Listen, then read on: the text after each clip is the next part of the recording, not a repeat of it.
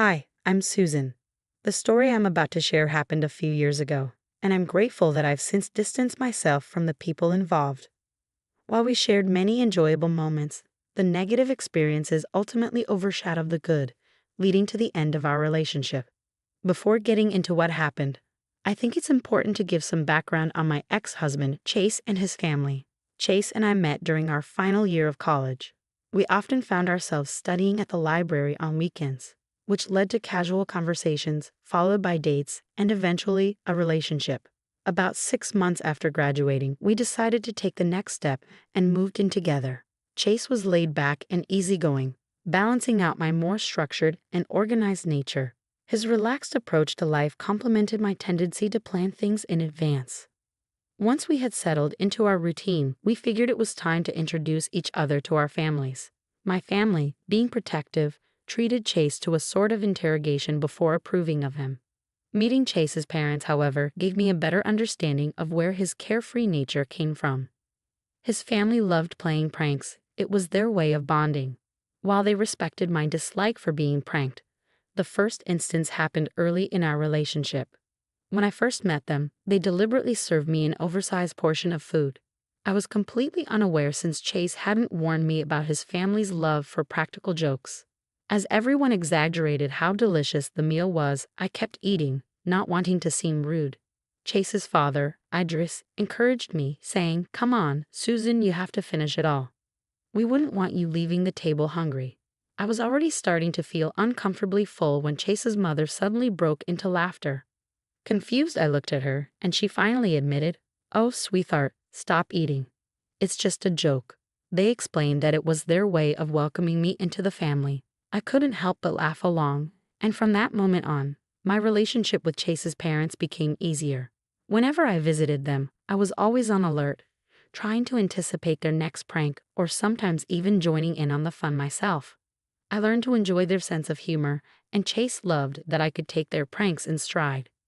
One day, after a visit to his parents' house, I asked Chase, "Why do you always make a big deal about me handling their pranks so well?"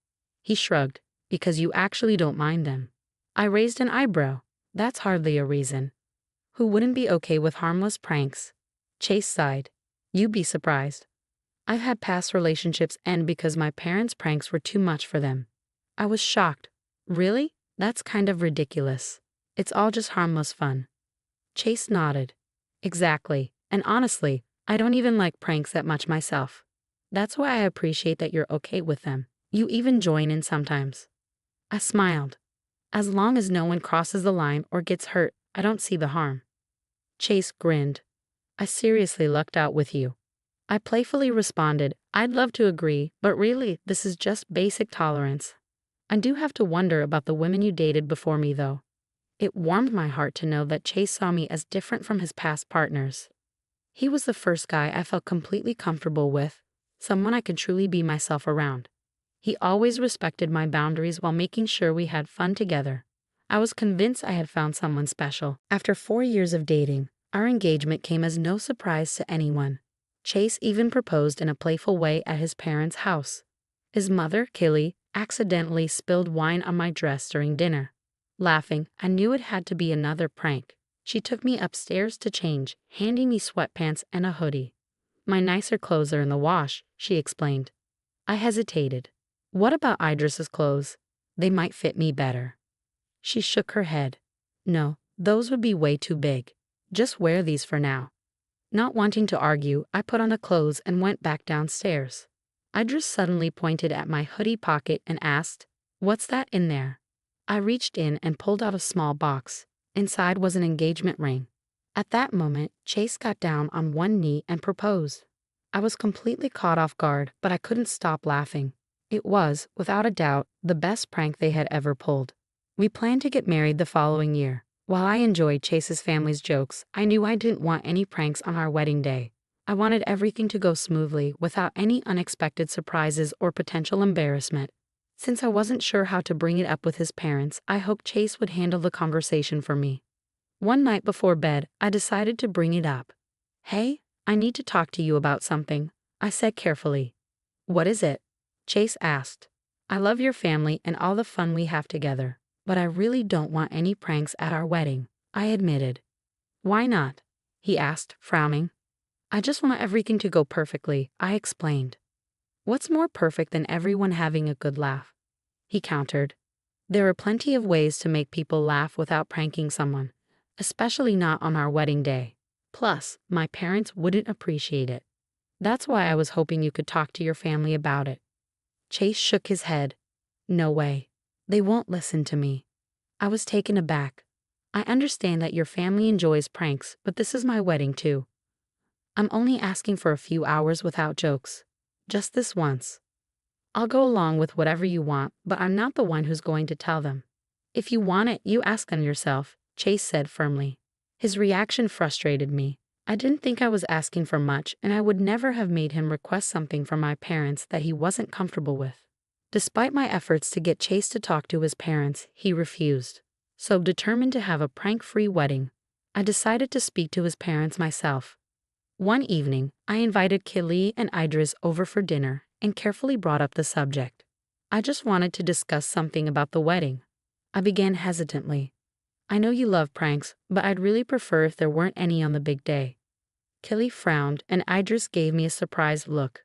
You're taking away a family tradition from Chase on his wedding day, Kelly argued. I understand that it's important to you, but I don't think it needs to happen at such a significant event. I responded as calmly as possible.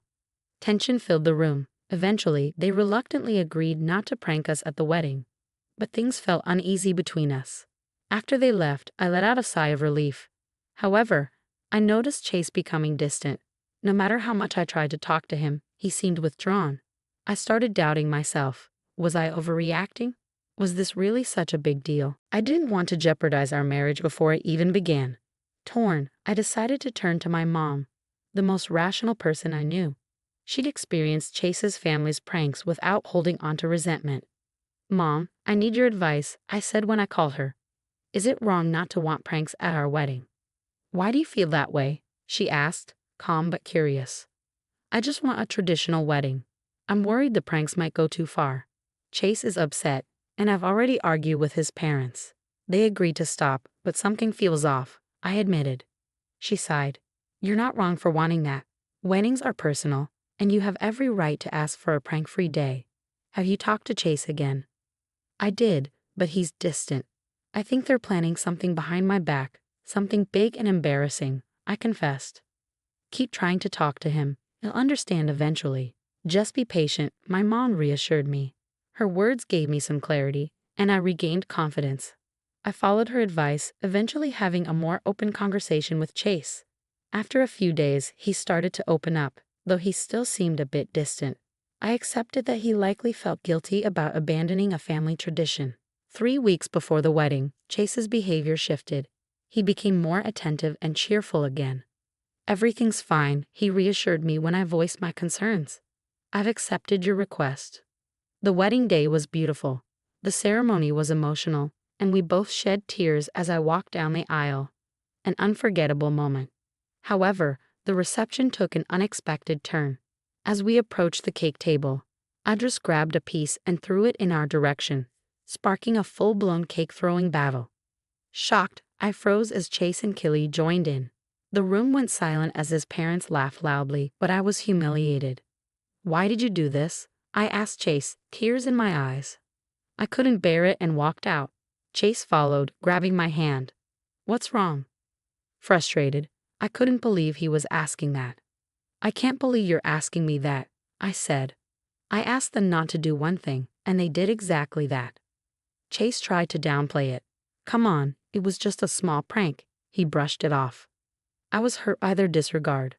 I'm upset that you went behind my back to do something I asked you not to, and you thought it would be funny to humiliate me with what you thought was a perfect prank. Chase looked defensive. It was my parents' idea. I just went along with it. I shook my head in disbelief.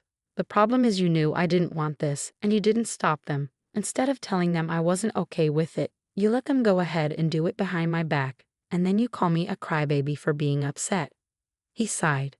I didn't mean it like that. My voice cracked with emotion. This isn't just about the prank. I spent money on my dress, my makeup, and you ruined everything. The moment, the memories. The pictures I wanted with you. I left seeking comfort at my mom's house. Fortunately, I had the spare key. I took a hot shower to wash off the cake and calm down. In the following days, Chase didn't seem to grasp the full extent of what he'd done. I avoided him and his parents, finding comfort in my mom.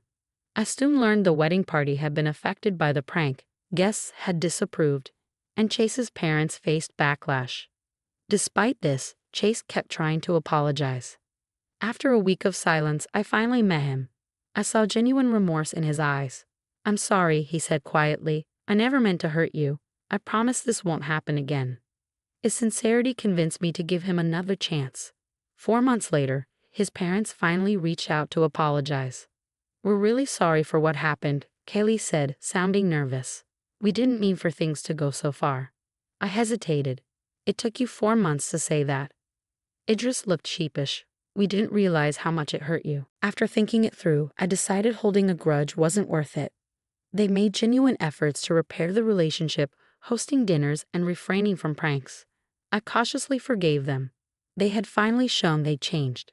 3 years after we got married, I got a promotion and had some extra money. "How about we go on a luxurious trip to Venice?" I suggested. Chase's eyes lit up. "That sounds amazing, but shouldn't we save more for the house?" "I've already saved for the house," I reassured him. "This is just extra for us to enjoy." After discussing it, Chase added, "Why don't we invite my parents? They haven't had a vacation in ages, and it might be nice." At first, I was hesitant. "I don't know. They'll need to cover their own expenses, and we'll need some space." "Of course," Chase said, "but it would be good to have them along." I agreed but remained cautious. 5 days before the trip, Kaylee and Idris stayed at our place to be closer to the airport. Everything seemed fine, and I handed them their tickets and passports while packing. They didn't even check them. Smirking, I knew my plan had worked. I'd given them one-way tickets to Venice. If they tried to prank us again, they'd be stranded with no way home during peak holiday season. The night before, I went to bed excited. But when I woke up, something was off. Chase was gone. The house was eerily quiet. I checked the guest bedroom. Their luggage was gone. I hurried back to our room and saw a note on the door. "Gotcha." Another prank. This time, I wasn't shocked, just deeply disappointed. I thought we were moving past this, but Chase and his parents clearly still enjoyed sabotaging important moments. Once I knew they had landed in Venice, I called. Chase and Idris didn't answer, but Kaylee picked up. "Did you seriously leave without waking me?" I asked, frustrated. "You can just book another ticket," she said dismissively. I dropped the bomb. "You might want to check those tickets. They're one-way flights." Silence. Then Kelly erupted. "What? You can't be serious." "I am." "Enjoy getting back," I said, hanging up. I knew this was it. I was done. When Chase's voicemail flooded in, angry and then pleading, I ignored it all. I decided to divorce him. It was over. After finalizing the divorce, I realized how crucial it is to maintain boundaries, even with family. Boundaries are essential for protecting your well-being, no matter who tries to cross them. Thanks for watching. See you in the next video. Stay stunned.